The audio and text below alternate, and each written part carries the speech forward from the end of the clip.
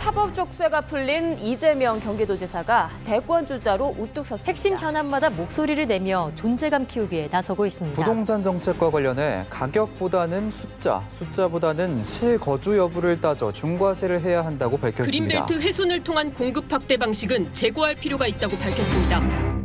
지옥에서 돌아온 것 같다. 2심에서 당선 무효형이 나왔다가 대법원에서 파기환송 결정이 내려져서 기사회생한 이재명 경기지사가 한 말입니다. 위기에서 벗어나자마자 각종 이슈에 더욱더 적극적으로 의견을 내고 있어서요. 유력 대선 주자로서 광폭 행보를 시작한 거 아니냐 이런 분석도 나오고 있는데요. 이재명 경기지사 오늘 직접 만나보죠. 이재명 지사님 안녕하세요. 네, 반갑습니다. 이재명입니다. 목소리가 한결 가벼워지셨네요.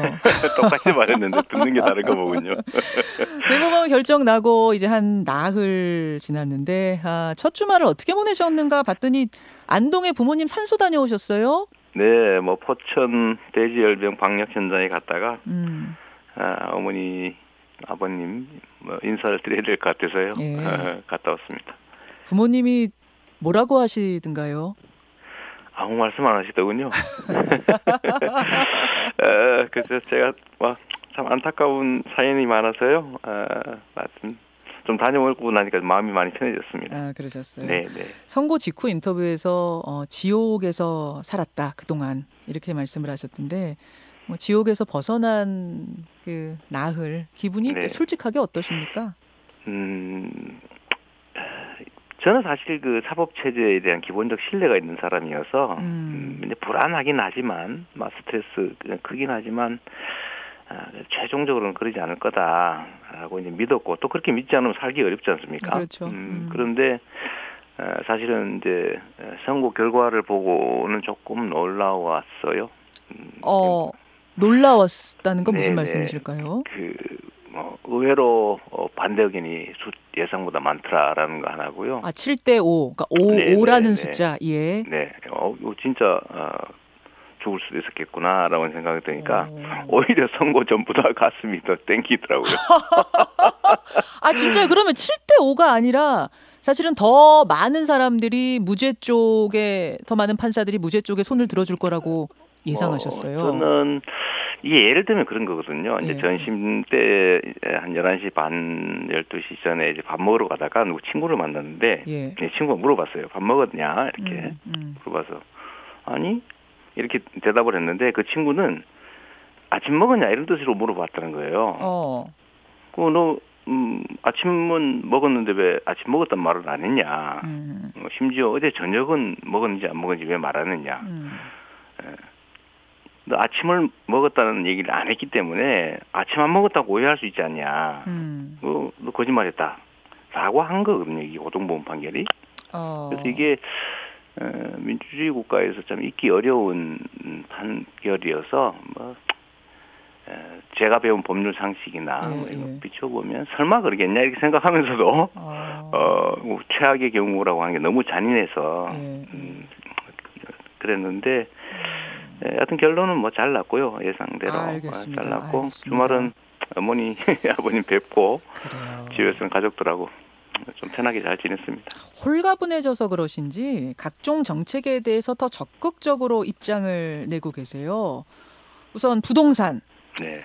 세제 강화만으로는 부족하다. 공급이 함께 가져야 된다. 그런데 땅이 부족하다 해가지고 나온 얘기가 그린벨트 해제. 그린벨트 해제 카드를 정부 당국이 만지작거리고 있는데 그린벨트 해제가 아니라 훼손이다라는 표현까지 쓰면서 강하게 반대하셨네요. 네. 저는 이 보수 정권들이 여러 가지 공과들이 있지만 그중에 제일 큰 정말 역할, 기여는 그린벨트 보존이었다고 생각해요. 그 개발 광풍이 불던 시대에도 이건 정말 잘 지켜왔거든요. 그린벨트가 얼마나 중요한지도 설명할 필요가 없고 문제는 공급 정책 중에서도 신축 공급보다는 그건 사실은 신도시로 충분하기 때문에요. 신축 공급보다는 이 사재기 그러니까 비주거용으로 가지고 있는 것들을 시장에 내놓으면 주택 보급률이 100%에 거의 근접하거나 넘어서고 있기 때문에 사실은 거기서 거의 다 문제를 해결할 수가 있습니다. 이 핵심은 네. 이 문재인 대통령께서 말씀하신 게 정말 핵심이거든요. 집이 주택 보급률이 100%를 넘는데 왜 반도 안 되는 사람이 그 세를 사느냐? 네. 반이 넘는 사람이 예. 이유는 단순하죠.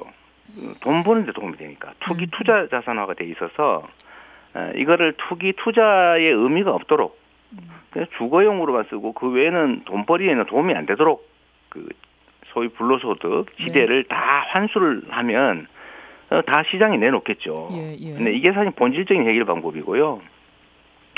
신축 아파트도 공급이 필요한데 서울의 경우는 지금과 같은 상황에서 분양가 상한제가 적용이 되는 상황에서 이 그린벨트 더군다나 강남의 핵심 요지의 그린벨트를 훼손해서 아파트를 공급하면 이게 가격차가 너무 커서 분양가하고 가격이 너무 커서 이게 아마 사상 최대 로또가 될 것이고요. 로또 분양, 로또 아파트. 그러면 아마 전국이 들썩거리게 될 겁니다. 제가 보기에는 뭐 서울에 분양 자격이 있는 수도권 사람 할 것 없이 모든 걸 총동해서 청약할 거예요. 다 넣어볼 거라고 생각하시는군요. 네, 그러면 막 온 동네가 난리가 날 텐데 이렇게 분양에 광풍이 불게 될 테고 두 번째는 주거 수단이어야 된다. 집은. 근데 이게 아니고 투기 투자 자산으로 전환될 가능성이 100%입니다.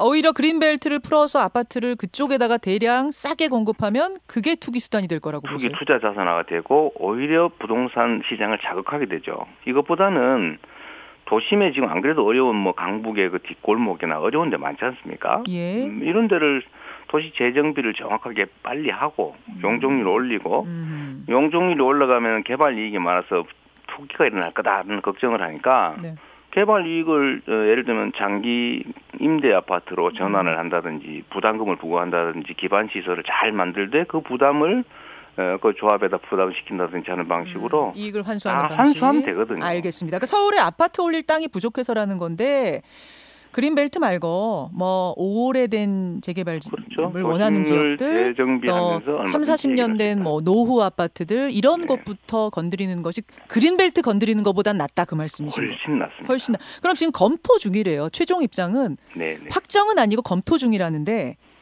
철회돼야 한다고 보십니까? 그린벨트 해제 계획은? 아니 검토 중이니까 철회라는 개념도 있을 수 없고요. 저보고 이제 정부에 자꾸 각 세운다 뭐 이런 얘기하는데 그런 얘기도 나와요. 이게 확정안이라면 제가 말하지 않았을 거예요. 확정돼서 발표됐다면 그건 뭐 반대하고 비난하는 거에 가깝지 않습니까? 지금 이제 논의 단계고 이거 사실 정부 입장에서는 국민의 의견을 묻는 단계라고 봐야 되기 때문에 제가 경기도의 주거정책 책임자로서 또 경기도 문제에도 간단치 않은 영향이 있기 때문에 제가 의견을 드린 거죠. 알겠습니다. 접어야 한다. 그게 이제 테이블에 있다면 그건 좀 접었으면 좋겠다. 그 의미로 받아들이면 될 것 같고요. 추미애 법무부 장관이 SNS를 통해서 부동산 정책에 대해 한마디를 했습니다. 그게 이제 월권이냐 아니냐 뭐 이런 논란도 있습니다만 일단 그건 차치하고 추 장관이 제시한 금융과 부동산이 분리돼야 한다. 이른바 금부 분리 의견 이건 어떻게 보셨어요? 전 이게 구체적으로 어떤 건지는 잘 모르겠습니다만. 뭐 장관께서도 이 나라의 국민이고 정부의 한 축이니까 정부 정책에 대해서 의견 낼 수 있죠.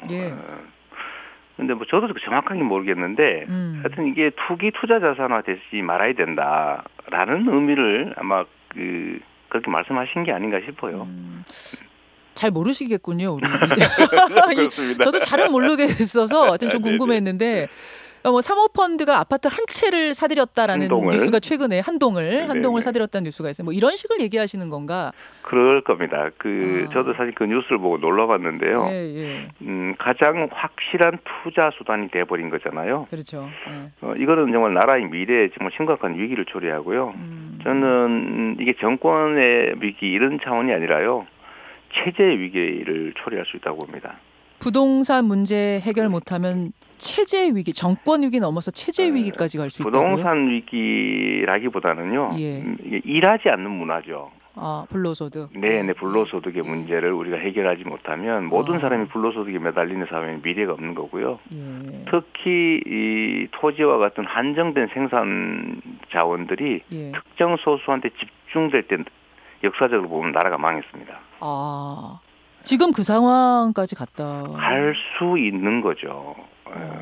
그러면 정권 넘어가는 건 그건 너무 당연한 거고요. 이거 안정화 제대로 못 시키면.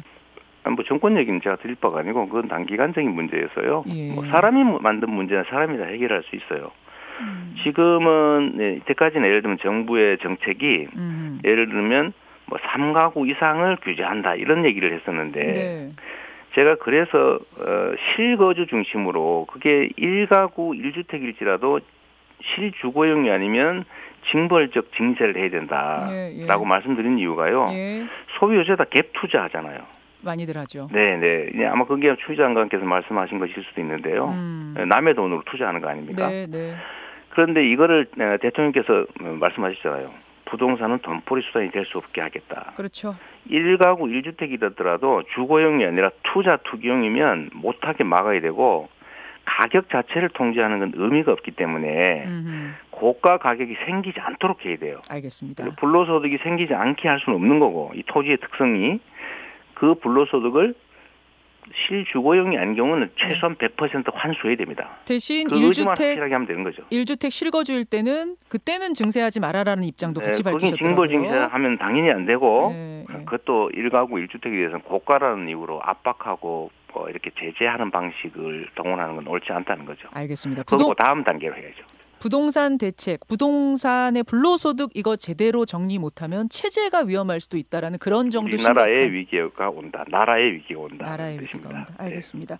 그런가 하면 토요일에는 국회의원 300명 전원한테 편지 쓰셨더라고요. 그 수술실 CCTV 설치 의무화 법안 통과시켜달라 소연하셨는데 이거는 뭐 경기도 차원에서 이미 추진을 하고 있고 저희도 여러 번 인터뷰했기 때문에 다시 이건 설명은 안 하셔도 될 것 같고 제가 궁금한 건 이렇게 지역에 있는 단체장이 중앙의원들 전원에게 일일이 편지로서 호소한다는 게 이게 굉장히 드물고 굉장히 적극적인 행동인데 혹시 이런 편지 또 쓰실 생각이세요? 계속할 생각입니다. 계속할 생각이세요? 왜냐하면 저희가 일일이 만나 배워서 설명드리기 어렵고요. 수술실 CCTV는 온 국민 90% 가까이가 원하는 일인데 입법이 되지를 않습니다. 뭐 이유는 뭐 짐작하실 테고요. 이런 사안들이 한두 개가 아니에요. 그럼 두 번째 편지는 뭐 구상하고 계세요? 이쪽 분야 뭐 이렇게라 크게라도 구상을 하십니까? 제가 지금 두 번째 편지로 부탁드리려고 하는 거는요. 소위 이자 제한법입니다. 이자 제한법이요? 네, 왜냐하면 지금 이자를 24%까지 받을 수 있도록 법으로 허용하고 있는데 이게 얼마나 잔인한 일입니까? 이게 지금 박정희 정권 시대에 성장률이 10%일 때도 25%를 넘지 못했어요. 근데 지금 성장률이 뭐 1% 또는 마이너스 성장을 하는 시대에 24%까지 이자를 받게 하면 그 이자로 돈을 빌리는 사람들이 과연 살아날 수가 있겠습니까? 그래서 저는 이걸 10% 이내로 최소한 줄여야 된다. 최대 상한을. 그리고 이 서민들의 금융 문제에 대해서는 수천억 또는 수조 원들을 그냥 무상으로 지급도 하는데 대출과 복지 중간에 복지적 대출을 해줘야 된다.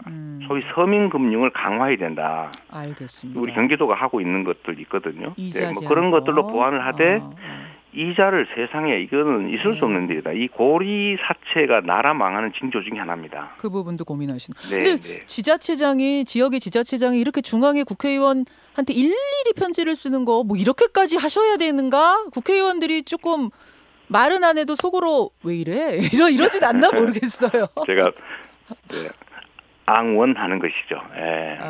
계속 부탁을 드리는 거고요. 우리 경기도민들 저희가 막 불법 대법 조사하고 처벌하고 500억씩 마련해서 이렇게 50만 원까지는 무심사 대출해드리고 이렇게 하는데도 도저히 방법이 안 나와요. 알겠습니다. 오죽 답답하면 모르겠습니까? 오죽 답답하면 중앙에서 좀 나서달라. 그 말씀. 이재명 경기지사 만나고 있습니다. 오랜만에 나오셔서 저희가 지금 굵직굵직한 거 여쭐 게 많은데 제가 당내 문제 하나, 지자체 관련된 문제 하나씩만 더 드리겠습니다. 먼저 지자체와 관련된 문제들.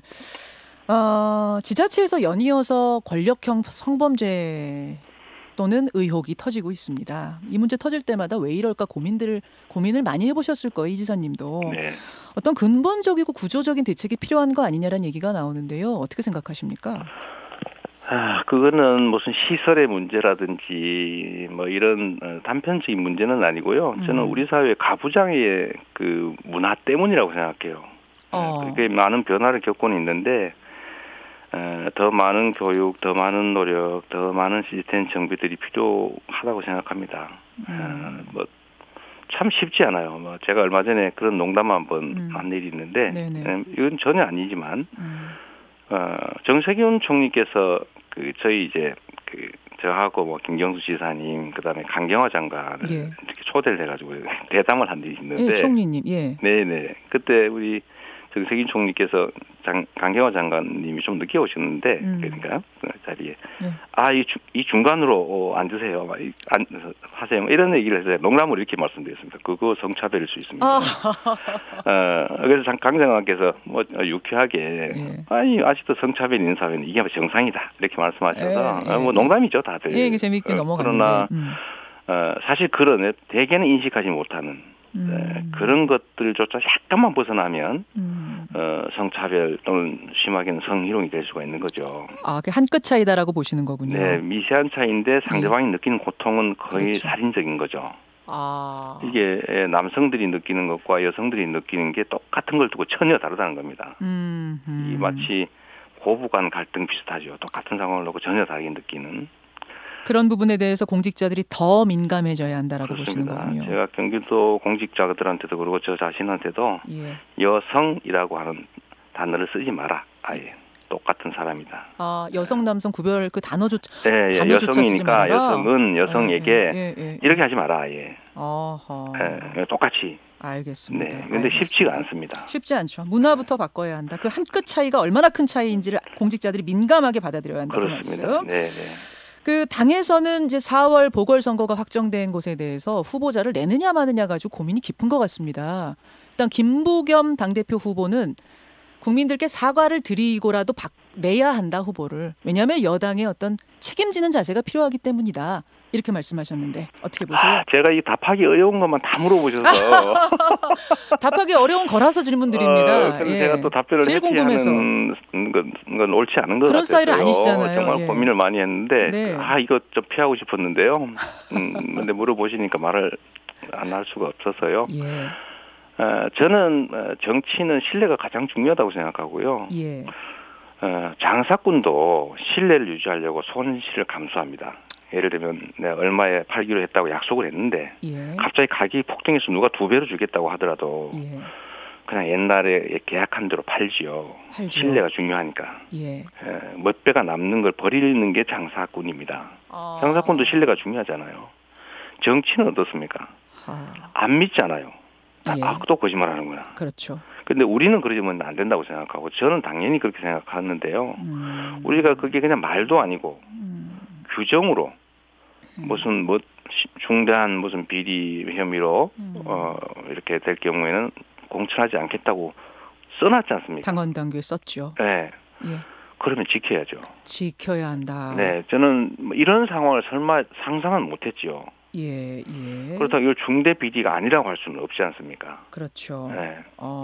그러면 저는 정말 아프고 손실이 크더라도 기본적으로 약속을 지키는 게 맞다고 생각해요. 공천하지 않는 게 맞다고 생각하고요. 그러면 손해가 상당할 수도 있어요. 엄청나죠. 대선까지 연결되는 보궐선거일 수도 있기 때문에 영향력이 말입니다. 네, 우리 당원이나 아니면 우리 민주당 지지자분들이 보시면 저런 무책임한 소리가 아니냐 하겠지만 당연히 엄청난 손실이고 감내하기 어려운 게 분명한데 그래도 우리가 국민한테 약속을 했으면 공당이 문서로 규정으로까지 약속을 했으면 그 약속을 지키는 게 맞고요. 무공천하는 게 저는 맞다고 보고 두 번째로는 도저히 견딜 수가 없다 이게 정치적으로 하면 저는 당이 국민에게 석고대죄하고 그 다음에나 겨우 규정 바꾸고 그건 당연히 내부적으로 당연한 일이고 규정 바꿔준다고 될 일은 아니고 국민에게 정말 석고대죄하는 정도의 사죄를 해야 된다고 생각합니다. 알겠습니다. 내지 말아야 한다. 신뢰의 문제다. 장사꾼도 이렇게 장사 안 한다. 그 말씀. 지금 당대표 경선 얘기가 나온 김에 김부겸 후보하고 이낙연 지사가 연대한다. 이런 이야기가 막 주말 사이에 솔솔 보도가 되더라고요. 근데 김부겸 그 두 분이 연대할 리가 있겠습니까? 아니 김부겸 후보와 이제 이재명 지사가 제가 지금 뭐라고 했어요? 이낙연 지사라 대표라 그랬습니까? 네, 그랬습니다. 아, 제가 말 실수했네요. 김부겸 후보와 이재명 지사님이 연대할 거란 이런 보도가 솔솔 나오더라고요. 네. 김부겸 후보한테 이 질문을 저 기자들이 했더니 NCND 긍정도 부정도 안 하셔가지고 이게 어떻게 되는 건가? 제가 우리 김현정 선생님 흉내를 잠깐 내봤어요. 재밌으라고. 그런데 그 문제는 뭐 저희로서는 뭐 그 선거에 개입하면 그 도움이 아무한테도 안 될 것 같다. 예를 들면 저는 제가 공개적으로 뭐 예를 들면 지원을 하면 김부겸 후보님한테 도움이 되겠나? 저는 도움이 안 될 것 같거든요. 예를 들면 그쪽에서도. 그리고 또 제 입장에서도 어느 한쪽을 편들어서 무슨 도움이 되겠으며 그게 제 개인적으로나 또 당 전체에 뭐 무슨 도움이 되겠냐. 이게 뭐 엄청난 큰 자리도 아니고. 뭐 우리 대표님 전 총리님께서 되시더라도 6개월 10일이라고 그러나요? 예, 뭐 한 7개월 그 정도면 돼요. 예. 네, 6개월 잠깐 넘을 정도 이렇게 하신다는데 뭐 그게 당의 뭐 운명을 좌우하는 것도 아니고 그래서 저는 뭐 그런 생각은 없다. 거기에 뭐 제가 그럴 여유도 없고요. 여유도 없고 네. 생각도 없고 득도 제가 안 될 거다. 그래야 될 이유도 없고. 알겠습니다. 보정하기도 바쁜데 뭐 그런 것까지. 깨끗하게 정리하시네요. 네. 아니 이거 참 질문 한 3-4개 더 해야 되는데 시간은 없고 제가 큰 질문 드리겠습니다. 이거 안 되는데 이렇게 대선 얘기는 뭐 질문을 드려봤자 답 안 나오는 건 제가 알고 있고요. 네네. 그래서 이 질문. 이재명에게 이낙연이란? 뭐 훌륭한 분이시죠. 예. 저는 저는 좋은 기회라고 생각해요. 우리에게도 그분에게도 예를 들면 저는 이 추세들이 잘 지켜지고 저는 김대중 대통령께서 못한 게 있잖아요. 예를 들면 이 동진을 못하셨지 않습니까? 사실 절반까지밖에 못 갔거든요. 지금 이 지역색을 없앨 수 있는 절호의 기회다라고 생각해요. 네, 잘 되셨으면 좋겠습니다. 지금 그게 무슨 말씀이실까요? 지역색을 없애는데 잘 됐으면 이낙연 전 총리가 잘 됐으면 좋겠다? 네. 그게 무슨 말씀이실까요? 그게? 그냥 거기까지 하겠습니다. 아니 지역색을 지역주의가 완벽하게 무너질 수 있는 기회를 우리가 맞은 거죠. 아니 이낙연 의원은 호남 출신이시고 그러니까 하는 말씀이죠. 예. 호남 대통령 김대중 대통령께서도 그 충청하고 손을 잡아서 겨우 집권하셨잖아요. 그렇죠. 네. 근데 우리나라의 이 고질적인 병폐가 지역주의고, 근데 그거를 넘어설 수 있는 절호의 기회지 않습니까? 그것을 넘어서 경상도 표까지. 그걸 예를 들면 그렇습니다. 이게 진정한 지역주의가 사라지는 기회가 되는 거죠. 그러면 이낙연 전 총리가 대통령이 되셔야 된다 이렇게 보시는 거예요? 아니 그것도 정말로 좋은 길이라는 거죠. 어떻게 이렇게 해석하면 됩니까? 지금 해석들이 막 분분하게 여러분도 들어오시는데 써주시는데 이재명 지사님은 경상도, 이낙연 의원은 이제 호남, 두 분이 민주당에서 함께 경쟁하는 것이 참 좋은 구도가 될 수 있다 이렇게 이해하면 되는 건가요? 지역주의 타파? 참 어려운 얘기여서 그것까지만 하시고요. 이게 왜 자꾸 오해를 놨더라고요. 이게. 자꾸 이렇게 아리송하게 답변하시는 분이 아닌데 이 부분 대선 이야기만 나오면 항상. 제가 전에 선의로 한번 얘기를 한 게 반대로 분석이 돼가지고 예를 들면 말이란 전체를 봐야 되는데 그걸 부분을 떼면 전혀 다른 뜻이 되잖아요. 제가 지금 재판받고 있는 것처럼 그 전체를 봐야지 뭐 강제로 불법적으로 입원시켰냐 이런 취지로 물어봐서 그게 아닙니다. 이게 진단하려고 이렇게 하다 그만했으면 했더니 너 왜 지시했다는 사실을 말하지 않았어? 그 부분을 떼내니까. 알겠습니다. 그런 것처럼 오해를 받을 수 있어서요. 제가 그런 말씀드린 겁니다. 여하튼 지역주의의 벽을 넘어서는 대선이 됐으면 좋겠다. 그런 기회가 됐으면 좋겠다. 이렇게 정리하겠습니다. 좋은 기회가 될 수 있죠. 네. 이 지사님 오늘은 여기까지 말씀 듣겠습니다. 고맙습니다. 네. 이재명 경기지사였습니다. 김현정의 뉴스쇼는 청취자 여러분의 참여로 이루어집니다. 트위터, 페이스북, 레인보우 게시판, 그리고 단문 50원, 장문 100원의 유료 문자 샵 1212, 우물정 1212 통해 참여하실 수 있습니다. 김현정의 뉴스쇼 여러분과 함께 만듭니다.